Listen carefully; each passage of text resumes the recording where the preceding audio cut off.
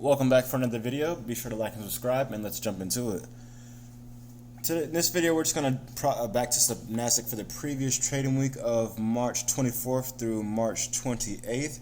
And this is just part of a weekly process I do to prepare to trade the NASDAQ for the upcoming week, and so that I can call up my trades successfully in the Market Mentors Discord, where I call up my trades in live time and show all my winning trades and analysis. So be sure to check out the link in the description for that, and we'll see you guys there.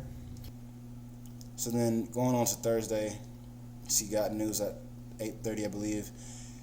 So same process, it sweeps this liquidity, breaks this swing low, leaves this imbalance as it's breaking that swing point, comes back to it, and it goes trade a little past it, but in my eyes, it's still valid to take this a buy from here until it breaks this structure to the downside, so it can push all the way down here and even wick down below it and then give it a move, or it could give it, like, as soon as it touches this imbalance, or whenever in this range it wants to give a move. So here we go with this. It just gives you this nice accumulation of these inside bars here, breaks the downside, breaks the upside. Actually, not yet. It's gonna form a little different here. So not different, it just didn't fully break. It looked like it broke until you zoomed in. So yeah, here we go. It breaks now. You have another liquidity sweep, breaks now, and then enter in here at this imbalance, and then it goes to the upside, and you refine down. I personally just refine down now to the last swing point before it breaks the accumulation zone, and it works. Sometimes it goes through, sometimes it doesn't, but it really saves you some trades, because if you would have used the full zone in this trade, it wouldn't have hit take profit. It would have been my take profit would have been up here somewhere, and it wouldn't have hit. It would have just been a valid loss. But on the flip side with that, sometimes it will wick down below these swing points, and then it will give you a loss, which we're actually about to see now. So here we see that it gave us that move, and it was a valid win, but it pushes down lower into the zone to sweep this liquidity. Same kind of concept as up here, but it hasn't really broke past it yet. But the same kind of concept, just comes down further to sweep some more liquidity. And then looking on the 1 minute, we'll see our first loss of the week, which was this trade. It was a valid loss. You see, same kind of concept. It's some accumulation here, breaks the downside, breaks the upside, leaving this imbalance here in that candle, and wicks you in. Then it goes close to take profit, but reverses, and it's a valid loss.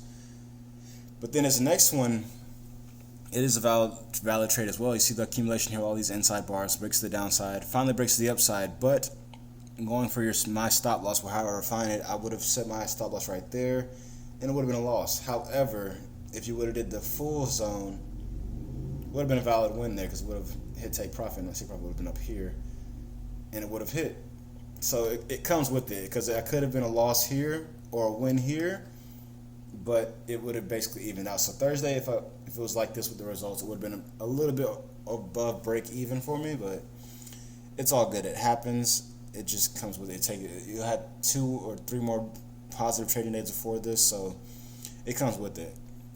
But even then, with that, it was still an Asian session, so far I would have been break even on the day. So Asian session, did form some trades on that Thursday as well, and I took at least this one live. I didn't take this one live. I wasn't tagged in, but I'll talk about that when I get there.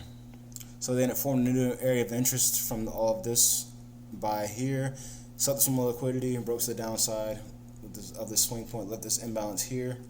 Then it tagged in, and as soon as it tagged in, which was like near market open and market close, so yeah, right, market open like right here, this candle gave us a nice move to play off of this. And we could have kind of took a continuation probably from this area, but I just wanted to take a smaller range trade, and it pretty much melted through.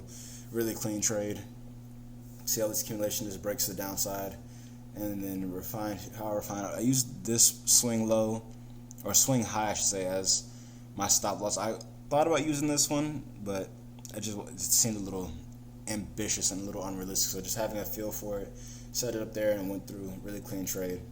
I look up to mark this one up too, just in case I wanted to say, okay, let's use. No, that'd be a lie. If I wanted to use, let's see, either this one as a accumulation zone or this one, that's a lot. So I'll just skip it over and just say, okay, it would have went through with this, but it would have been a lot just to go through all those spreads and commissions and have my entry right there. I'll just pass over it. So we still had a valid win on that one.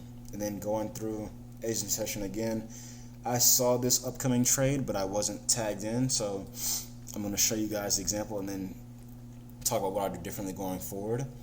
So yeah, looking at this would have been a little bit of profit for the day based on that, because this would have been break even. So then going to this one, could have had a little more profit. Looking at it, we see on the 15-minute a new area of interest for me at least. Swept this liquidity, broke this to the upside, and left this imbalance here. And you go to the 1 minute, you see the AMD model. It's really just these three-ish candles, little swing low, swing high, and inside bar, so it just breaks the downside, breaks the upside. Then you want to enter the imbalance that broke this accumulation zone, and just trying to be as, I don't say minor or inside as possible, because you could use this one as it, but I like to use the one that's going to give me the entry first, or the smallest range entry. So I could have entered in right here on this one. It literally barely wicks it. So when in real time, I was thinking, okay, it wicked it, maybe it'll just come back in and just feel a bit of the imbalance a little lower, and it never did. So it just literally wicked just like this. It's like a really perfect analysis and went up to the upside. It didn't hit take profit yet, so it's gonna end up coming back down. But what I actually did once it got about to this area, I just deleted my order because I was gonna go to sleep and just wake up for the next day and trade. But it actually ended up tapping into this area, consolidating a little bit, then hitting take profit. So I could have left my order open, but it's a little risky to do considering it could have hit my take profit before I was tagged in, then I would have just had an open order for no reason.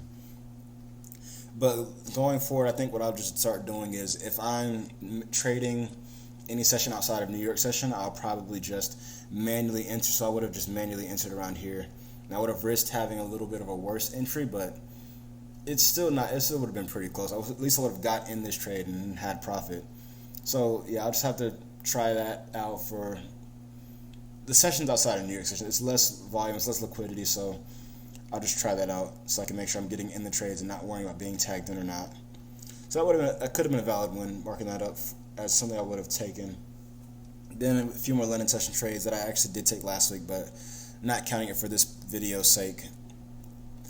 So those were 2 wins. Then get this last win here, fresh off of this big area of interest. It gave us a sell or bearish area of interest. We're seeing this sweep liquidity up here to the upside, breaking this swing low, and then leaving this huge imbalance right here.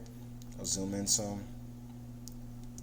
And it's tagged early into the New York session around the 9:30 time. The 9:30 candle or the 9:30 open actually formed this whole trade pretty much. So caused the sweep liquidity, breaks the downside, then entering at this imbalance here, the last imbalance that basically formed this or broke this accumulation zone, and very solid trade here.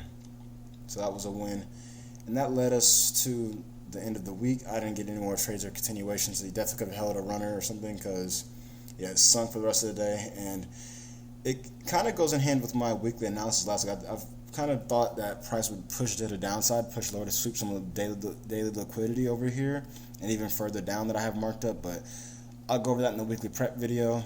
And it was it could have been a really solid week. It was 7 wins, 3 losses, so 70%. That's really good. It's a really profitable week and nothing to be mad at. So I'll probably wrap the video up here. Make sure you guys like and subscribe, and I'll see you guys in the next video.